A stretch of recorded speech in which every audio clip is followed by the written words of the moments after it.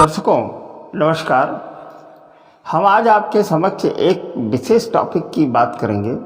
जैसा कि आप लोगों को मालूम है कि हम अपने इस चैनल के माध्यम से ज्योतिष में कुछ विशेष चुने हुए विषयों पर बात करते रहते हैं। इसी श्रृंखला के अंतर्गत आज हमने जो टॉपिक चुना है प्रेम विवाह और तलाक। पहले तो प्रश्न ये बनता है कि प्रेम विवाह होता ही क्यों है, और अगर प्रेम विवाह हो गया तो आगे सर्वाइव क्यों नहीं करता, इसके क्या ज्योतिषीय कारण हैं। आज इस पर हम चर्चा करेंगे। इसकी आवश्यकता क्यों पड़ी। इसकी आवश्यकता इसलिए पड़ी कि ज़्यादातर हम जब प्रायः कुंडलियाँ ये देखते हैं तो बच्चे और जो नवयुवक और नवयुवतियाँ हैं वो ये प्रश्न करते हैं कि हमारा विवाह होगा कि प्रेम विवाह होगा। अरे श्रीमान जी, अब तो गार्जियंस भी पूछने लगे हैं कि हमारा बच्चा विवाह करेगा कि प्रेम विवाह करेगा। प्रेम विवाह का एक चलन सा चलने लगा है कि प्रेम विवाह की स्थिति, उसके पीछे दोष किसी का भी नहीं है। ये जो मॉडर्न युग चल रहा है ये उसका दोष है। तो मित्रों, ये ज्योतिष में भी इसकी कुछ विशेष व्यवस्थाएं होती हैं। फिर जब ये इस तरीके की स्थिति आ जाती है तो वो आचार्यों के पास कुंडलियाँ लेकर के टहलने लगते हैं और वो ये बताते हैं कि हमारा आपस में पत्नी में आपस में समझौता नहीं हो रहा है, बातचीत नहीं बन रही है, क्या कारण है। तो प्रश्न ये बनता है कि प्रेम विवाह हुआ ही क्यों। अब जब प्रेम विवाह हो गया है तो आगे सर्वाइव क्यों नहीं हो रहा है, उसके पीछे क्या कारण है। तो उनमें से दोषारोपण दे दिया जाता है कि वो लड़का मंगली था और लड़की मंगली थी, इसलिए जो है ये आपस में संबंध नहीं चल रहा है, संबंध ये टूटने की कगार पर आ गया है, या पति अलग रहता है पत्नी अलग रहता है। तो इसका कोई ये केवल मंगल ही इसका दोष नहीं होता है। ज्योतिष में कुंडली में एक नहीं कम से कम 25 कारण होते हैं, जिनमें से कुछ प्रमुख कारणों को देखना चाहिए।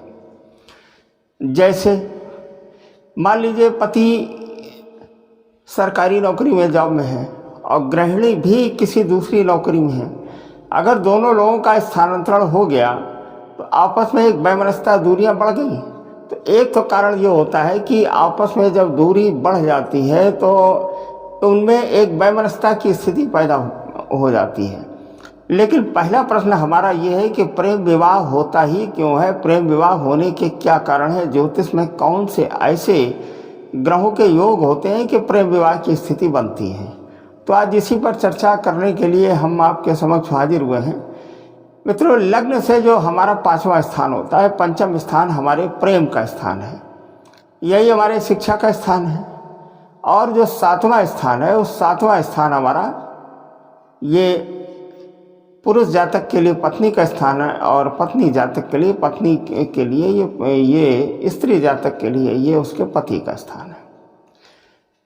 तो अब इसके लिए शुक्र, पत्नी के लिए मतलब पुरुष के लिए शुक्र का दायित्व होता है विवाह को, और चरित्र और एक विपरीत आकर्षण की स्थिति शुक्र बनाता है। तो हमें ये देखना चाहिए पंचम स्थान का जो स्वामी है, सपोज एक लग्न हम लेते हैं, मान लीजिए हमारी मेष लग्न है, तो मेष लग्न से जो 5वीं राशि पड़ेगी वो सिंह राशि पड़ेगी। सिंह राशि का स्वामी सूर्य हुआ।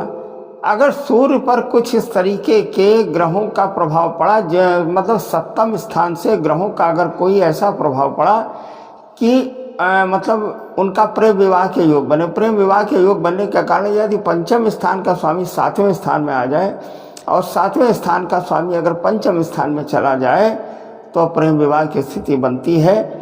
और चूंकि पंचम स्थान ये शिक्षा का भी स्थान है, ज़्यादातर प्रायः ये होता है कि आपस में जब शिक्षा ग्रहण करते हैं तो उसी समय उन लोगों में मेलजोल होता, विवाह की स्थिति बन जाती है। अब उसमें राशियों का जन्म कुंडली मिलान हम लोग केवल इसलिए करते हैं कि 36 में से कम 28 गुण मिलने चाहिए, या 18 गुण मिनिमम मिलने चाहिए, जिसमें नाड़ी ग्रह मैत्री भी मिलनी चाहिए। अगर पंचम स्थान के स्वामी का जो ग्रह है वो और 7वें स्थान का स्वामी जो ग्रह है, अगर इन दोनों ग्रहों में आपस में मित्रता नहीं है तो ये संबंध सर्वाइव नहीं होगा, ये बिल्कुल भी नहीं चलेगा। तो एक कारण तो ये हो गया। दूसरा कारण ये हो गया है कि अगर शुक्र की स्थिति कहीं भी शनि के साथ में है तो चारित्रिक गड़बड़ी बन जाती है, और जब चारित्रिक गड़बड़ी बन जाती है तो विपरीत सेक्स की तरफ आकर्षण की स्थिति बनती है। ऐसी दशा में प्रेम विवाह होता है। लेकिन चूंकि शनि जो है ये सेपरेटर ग्रह है।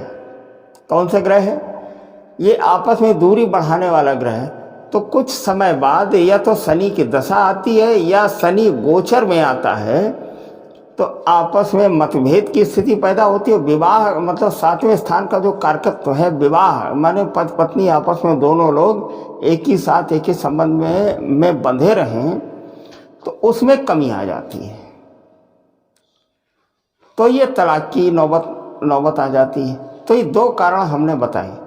अब तीसरा कारण और देख लेते हैं, खास तौर से जो ज्योतिष के जिज्ञासु जातक, हालांकि ये बोर्ड पर ये बताना चाहिए लेकिन ऐसे ही आप लोग जो है समझ लें, फिर से हम इसे दोहरा रहे हैं कि अगर 5वें स्थान का स्वामी, 5वें स्थान में मान लीजिए हमारी कन्या राशि है, और कन्या राशि का स्वामी कन्या के बाद तुला, तुला के बाद वृश्चिक, वृश्चिक राशि जो आई कन्या, तुला और इसका वृश्चिक राशि 7वें स्थान में पड़ेगी। तो वृश्चिक राशि का स्वामी मंगल, अगर मंगल 5वें स्थान में आ जाए और 5वें स्थान का स्वामी अगर 7वें स्थान में जो चला जाए तो प्रेम विवाह होने की संभावना लगभग 90% हो जाती है।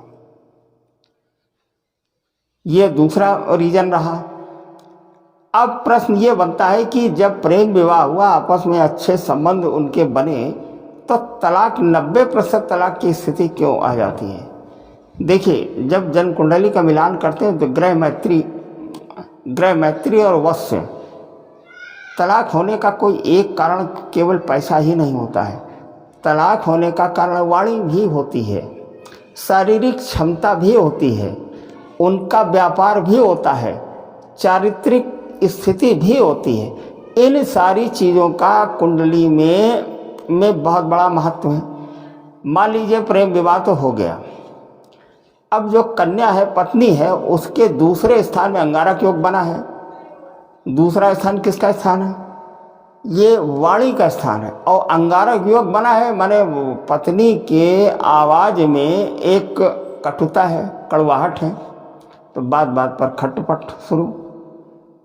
भोजन को लेकर के, कभी कपड़ों को जो लेकर के, कभी रिश्तेदारों को लेकर के ये स्थितियां पैदा होती हैं। और होता ये है कि भाई आपस में अब दो संबंध नहीं बन रहे हैं, दोनों लोग अपना अलग अलग रास्ता ले लो। तो सबसे बड़ा कारण ये है। दूसरा कारण ये है कि शुक्र अगर मान लीजिए बहुत वीक है, ये थोड़ा सा मुझे खुल करके जो बताने में समस्या हो रही है। अगर शुक्र वीक है, माने पुरुष के अंदर शुक्र अगर वीक है, तो शारीरिक स्थिति जो क्षमता है वो कमज़ोर है, तो ये कारण भी बनता है आपस में तलाक का। दूसरी चीज़ ये है कि अगर शनि की दृष्टि 5वें स्थान में है, तो एक से तो प्रेम विवाह कर लिया, लेकिन अब उनका मन नहीं मानता है, वो कभी कुलीग से, कभी मित्र से, कभी इधर उधर जो है उनका विवाहेतर संबंध भी बन जाते हैं। तो ऐसी स्थिति में भी तलाक होता है। तो मित्रों, कोई एक कारण नहीं है तलाक का। तो केवल बताने का उद्देश्य ये था कि जब वर पक्ष और कन्या पक्ष के जब कुंडली का मिलान करें, तो केवल मिलान में यहाँ तो लोग जाते हैं, 20 रुपया उन्होंने कैफे में दिए, और जो सॉफ्टवेयर आता है उससे उन्होंने कहा कि बता दो कितने गुण मिले। उन्होंने कहा 28 गुण मिले, बात खत्म हो गई, कहले हो गया। मैंने जो कुंडली का विशेष विश्लेषण करना चाहिए वो हो गया। एक कुर्सी खरीदने के लिए जाते हो, 20 बार पटक करके देखते हो कि कई साल चलेगी, और उसकी कीमत 300 होती है। लेकिन बच्चों के विवाह में कास्ट कटिंग, ज़बरदस्त कास्ट कटिंग, कहले कि वो 18 गुण मिल गए, बात खत्म हो गई शादी। नाड़ी नहीं मिली, ग्रह मैत्री नहीं मिली, ठीक। अगर मान ली सारी चीज़ें जो मिल गई, तो वर या कन्या में चारित्रिक गड़बड़ी दिखी, ठीक। सिर मुड़ाते ही ओले पड़ने वाली बात तो ये आई कि माने विवाह हुआ, उधर से मार्केस की दशा शुरू हो गई कि या तो पति बीमार रहने लगा या पत्नी बीमार रहने लगी। इनसे कोई लेना देना नहीं, बस कैफे में जाओ, 20 रुपए दो, कुंडली का मिलान कराओ, विवाह कर दो। रात भर एक आचार्य विवाह जो कराता है, कॉस्मेटिक और सौंदर्य ब्यूटी पार्लर पर 10,000 खर्च करते हैं, लेकिन एक आचार्य की दक्षिणा देने में 1.5 घंटे बहस करते हैं। तो ये हाल है, तो इसके ये परिणाम तो होंगे ही। अगर किसी गार्जियन को अपनी पुत्र का विवाह करना है तो पहले पुत्र की कुंडली का विवेचन कराएं, फिर जिस कन्या से विवाह हो रहा उस कन्या की कुंडली का विवेचन कराएं, दोनों की आयु देखें, दोनों की विवाह के 10 साल 5 साल बाद की दशा देखें, और दोनों में प्रेम विवाह और विवाह के बाद तलाक की स्थिति के जो गुण बनते हैं, ये कोई योग और विशिष्ट मतलब एक पढ़ा लिखा आचार्य ही कर पाएगा। इसको देखें तब विवाह करें। तो विवाह गारंटी हमारी है कि सारी जिंदगी फॉर एवर जो है चलेगा। अगर मान लीजिए लड़का, ये माने वर की बात कर रहे हैं, वर की अगर वाणी क्रूर है, वर का अगर चरित्र नहीं सही है, शारीरिक क्षमता उसकी खराब है, दूसरी चीज ये उसके अंदर व्यसन की स्थिति है, लेकिन गुण तो मिल रहे हैं, हो गया विवाह। तो प्रेम विवाह में ये सारी चीज़ें नहीं देखी जाती हैं। प्रेम विवाह में जब ग्रहों से अट्रैक्शन बनता है तो प्रेम विवाह हो जाता है। प्रेम विवाह टूट क्यों जाता है? इन्हीं कारणों से टूट जाता है, इन्हीं कारणों से तलाक की स्थिति हो जाती है। अब तो ये एक बिल्कुल अमूमन प्रचलन सा हो गया है। अरे घर वाले माँ बाप भी कह देते हैं कि नहीं पटरी बैठती तो अलग अलग बैठो। मैंने शादी न हो गई, एक गुड्डा गुड़िया का विवाह हो गया कि आज कर लिया और आज नहीं, जो समझ आया तो कल फिर कर लिया। ये स्थिति नहीं करनी चाहिए मित्रों। इस वीडियो को लाने का केवल उद्देश्य हमारा ये है कि पहली चीज़ तो प्रेम विवाह से बचें, लेकिन जो ग्रह करवाते हैं, we are nothing, we are controlled by others, माने हम प्लेनेट से कंट्रोल होते हैं। जब प्लेनेट से कंट्रोल होते हैं तो हमारा बस नहीं चलता है। तो जब प्लेनेट से कंट्रोल होते हैं तो कम से कम देखना चाहिए हमको कि ये जो प्रेम विवाह की स्थिति बन रही, इसके आगे आने वाले परिणाम क्या होंगे। जैसे कल अगर मैं पता लग जाए कि कल बारिश होने वाली है तो उसका इंतजाम करके निकलेंगे, छाता वगैरह लेकर के निकलें, या प्रयास ये करेंगे, हर संभव प्रयास करें कि ना निकलें। अगर मान निकलते भी हैं तो भी हम, और जब विवाह करें तो लग्न को, बलि लग्न को देखें। यहाँ तो हमने शादियों में देखा है लग्न 4 बजे के, भौरें पड़ रही 6 बजे के। लग्न से कोई लेना देना नहीं। श्रीमान जी, महाभारत का युद्ध भी लड़ा गया था मुहूर्त से। मुहूर्त बहुत बड़ा विज्ञान है। अगर लग्न बलि होती है तो वो कार्य में दृढ़ता आ जाती, मजबूती आ जाती है। लेकिन क्या कहें, ये जो सत्यनारायण की कथा पढ़ने वाले जो आचार्य हैं, गली गली घूम रहे हैं। आजकल आप देख रहे होंगे यूट्यूब पर कि अपने को हनुमान जी का अवतार घोषित किए हुए लोग घूम रहे हैं। ये क्या है? ये सब कलयुग है। अपने को हनुमान जी का अवतार जो घोषित करें, त्रिकालदर्शी, है ना।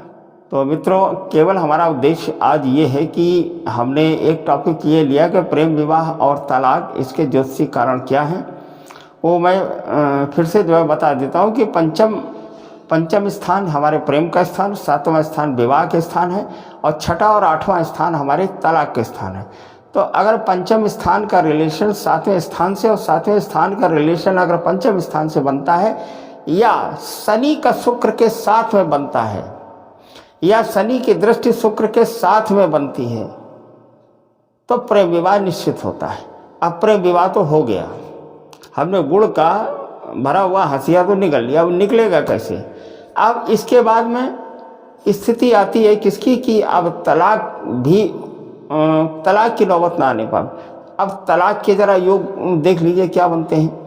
अगर 7वें स्थान का स्वामी, मान लीजिए 7वें स्थान में कुंभ राशि है, कुंभ राशि का स्वामी अगर 6ठे स्थान में आ गया, और छठे स्थान का स्वामी अगर 7वें स्थान में आ गया तो तलाक निश्चित होगा, या पत्नी बिछो होगा या पति बिछो होगा, माने दोनों में से एक व्यक्ति नहीं रहेगा। या 8वें स्थान का स्वामी 7वें स्थान में आ जाए, 7वें स्थान का स्वामी अगर 8वें स्थान में आ जाए, या 7वें स्थान पर कम से कम 3 ग्रहों का निगेटिव प्रभाव पड़े, किसी एक ग्रह से नहीं। हम शुरू से कहते चले आ रहे हैं कि किसी एक ग्रह से के करे धरे कुछ नहीं होता है। जब तक 5 में से 3/5 का अगर बहुमत नहीं मिलता, मान लीजिए किसी ग्रह कोई भाव तभी खराब होता है, कार्य तभी फलित होता है जब 3 ग्रहों का माने भावेश, भाव पर पड़ने वाली दृष्टि इत्यादि, इन सब का प्रभाव उस भाव पर पड़े। तो तलाक तभी संभव है जब 7वें स्थान पर नेगेटिव खराब ग्रहों की दृष्टि पड़े जो उसके कारकत्व को नष्ट करें, और 7वें स्थान का स्वामी 6ठे में आ जाए, 6ठे स्थान का स्वामी 7वें में आ जाए, या 8वें स्थान का स्वामी 7वें में आ जाए, 7वें स्थान का स्वामी अगर 8वें स्थान में आ जाए तो तलाक की नौबत आती है। प्रेम विवाह के बारे में हम आपको जो बता चुके हैं मित्रों, वीडियो लंबा हो जाएगा। अब आगे आने वाला त्यौहार है हमारा, और दीपावली है, दीपों का उत्सव है, और कृपया आतिशबाजी से बचें, और हो सके तो मितव्ययी बने, कम से कम खर्च करें, और प्रदूषण ना फैलाएं। राष्ट्र हित में और देश हित में आतिशबाजी का प्रयोग कम से कम करें। मैं ये बिल्कुल नहीं कहता हूँ कि ना करें, लेकिन कम से कम करें। और मित्रों, प्रयास यही करें, नवयुवक और नवयुवतियों को, माने कन्याओं को और पुत्रों को ये इस वीडियो के माध्यम से संदेश है कि विवाह परंपरागत रीति से ही करें। घर द्वार और कुल नेचर आचरण इत्यादि को परखें। केवल पैसा ही जीवन में सब कुछ नहीं है। इसके बाद में विवाह करें। मतलब अगर कोई चीज़ आप खरीदने के लिए जाते हैं, उसकी कीमत अगर 10 रुपये है तो उसे 10 बार देखते हैं। तो विवाह के लिए जो तुम्हारा पार्टनर है, इसके बारे में अच्छी तरह से परखें, तब विवाह करें। और जन्म कुंडली का सूक्ष्म विश्लेषण जरूर से जरूर कराएं। गुण मिल रहे हों तो ही करें, अल्पायु न हो। ठीक। दूसरी चीज़, शादी के तुरंत बाद किसी ऐसे ग्रह की दशा ना आने वाली हो कि जिससे तकलीफ हो, मार्केश की दशा या 7.5 इत्यादि, या कालसर्प दोष वगैरह की का या सन की ढैया का प्रारंभ हो। ये सब किसी विशेष आचार्य से विश्लेषण कराएं, इसके बाद में विवाह करें। और हमारे इस विचार को आप लोग अन्यथा न लें। इसे सही दिशा में अगर आप सोचेंगे तो आपको लाभ ही मिलेगा। इसके साथ में हम आपसे आज्ञा लेते हैं। नमस्कार। जय श्री राम।